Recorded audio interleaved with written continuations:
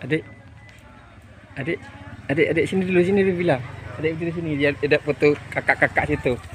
Enggak situ, di sini adik berdiri ya. Sini aja. Depan pesantren. Ya. Nih. Ini berdiri sini, nengok sini ya.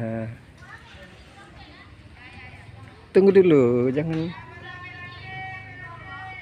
yang bagus lah, jangan kayak gitu. Al-Qur'annya taruh di dada lah, masa kayak gitu. Itu baru anak pesantren. Tunggu dipoto. Dipoto. Yang kayak gitulah, nunjukin lah mukanya.